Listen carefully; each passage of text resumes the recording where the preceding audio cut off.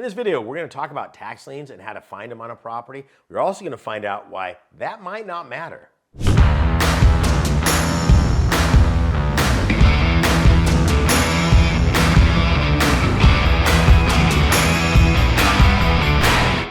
One of the first things that I get with new and inexperienced students, they'll come up and say, but how do I check these things out? In this video, I'm going to show you step by step how you look at a property, making sure it's the right one so you're not surprised we've got another tax lien on it that you didn't see on there. By the time you're done with this, not only are you going to be able to know how to do that, you're going to know how to profit from that. So stick around, we'll cover all of that in this video. And if you stay to the very end, I've got a bonus for you. When I'm looking for tax lien certificates, that's exactly what I'm doing. Now, one of the things I don't have to do, just to ease your mind, let's say I go to some place like, I don't know, Utah County or San Bernardino County, there's a big one. I go, wow, I gotta go through all of their records to find out who hasn't been paying their property taxes on it. Nothing could be further from that truth, okay? So what happens is again, there are certain things that go into, mechanisms that go into file. So when a property owner fails to pay the property taxes on a particular piece of property, nothing can happen to that until it goes to sale. So I can't go in there and go, you know, my neighbors haven't been getting along very well. I think they're having financial problems and they're gonna get a divorce. I'd like to go in and buy the lien on the property. That is not how this is going to work.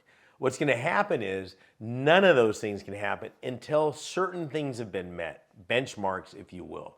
But once a property owner becomes 1 year delinquent in the property taxes, then and only then, and maybe not even then, can a county take action. So about half of the states out there offer the opportunity to buy a tax lien in the young part of the tax lien, the very beginning. The other side say, we'll wait 4 or 5 years before you can get involved. I'm not going to talk about this in this video. I'm talking about finding tax liens on properties is not the way you want to look at this. What you want to do is let the county do the work for you.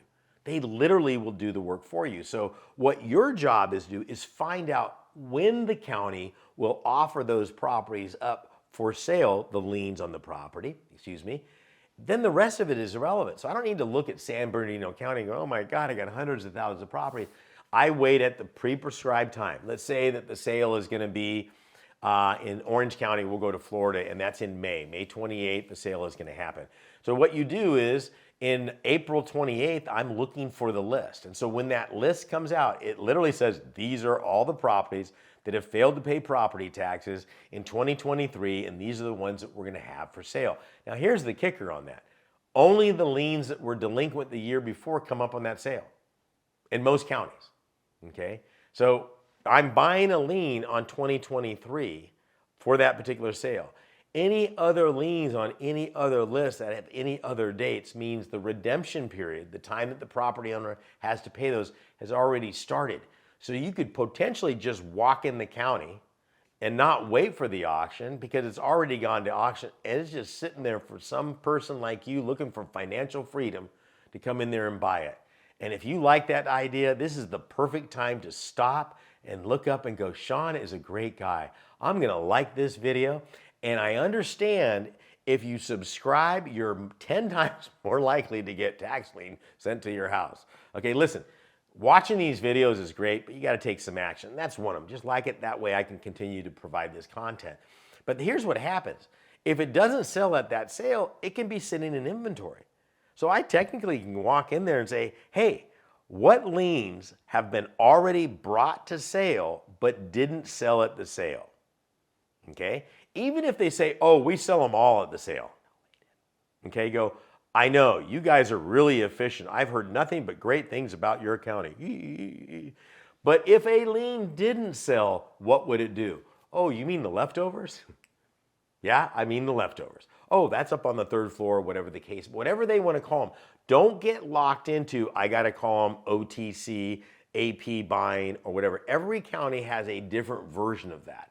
So I can technically walk in there, oh, here's a 2020 tax lien certificate. I can buy that tax lien certificate on one counter and go to another one, boom, and start the foreclosure immediately. The profit potential on that is extraordinary. Now, like any other lien encumbers it, you have to do the research. So this is where it gets fun. This is where the money is made. Okay, now that you understand how you're checking for tax lien certificates on a piece of property, then the fun starts happening. So instead of looking at hundreds of thousands of properties, you got 15,000 properties. Sean, I can't look at 15,000 properties. Write this down. You're going to create what we call a short list, okay? So look, stick with single family residential properties. Why? Because we all know what a single family residential property is. That eliminates probably half the list. Okay, so now I'm down to 7,500. Oh, okay. I only want properties in this particular area, okay? Every county has a Beverly Hills and a Compton, okay? So I want to divide the county up into my zones. I want my top A zones. So I say, I only want liens in this area. That could take a 7,500 list and drop it down to 1,500. I just went from 15,000 to 1,500 in two mechanisms right there.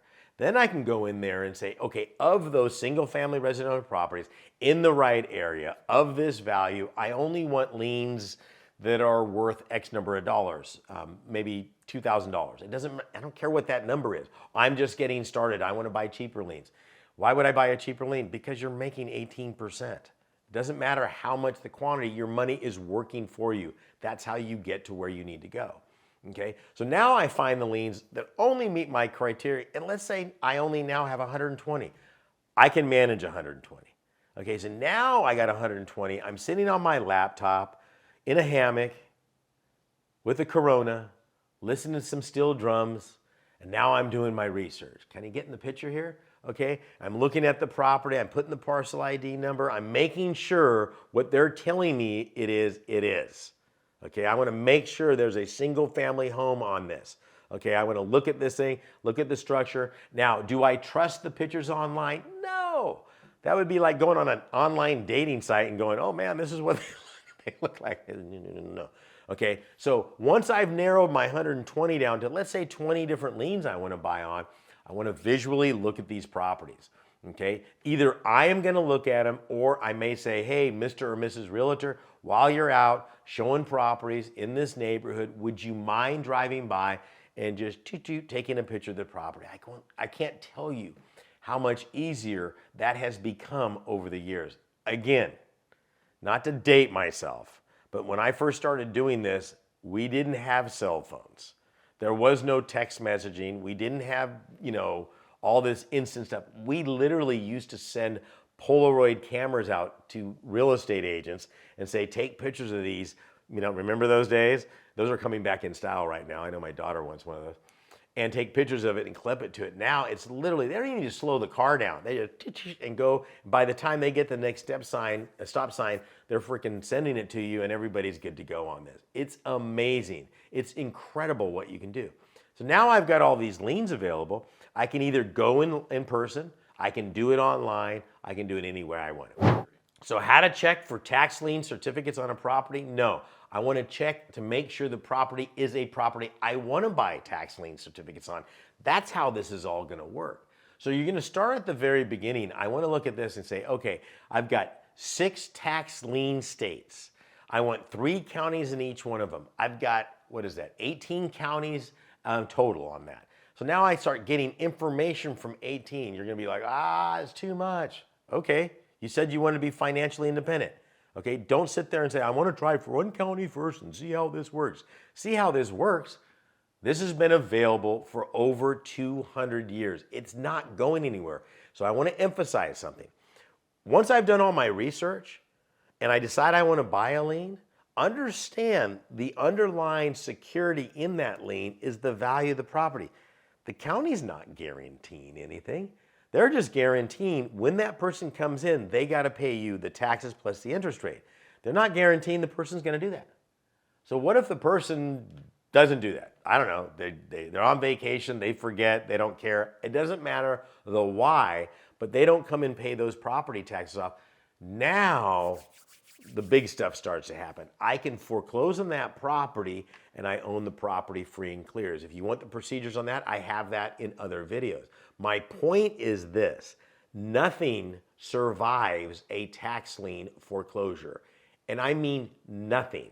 What that means is this: if I foreclose on a property due to delinquent property taxes, once it has surpassed its redemption period, I will wipe out and extinguish all liens and encumbrances, including a mortgage.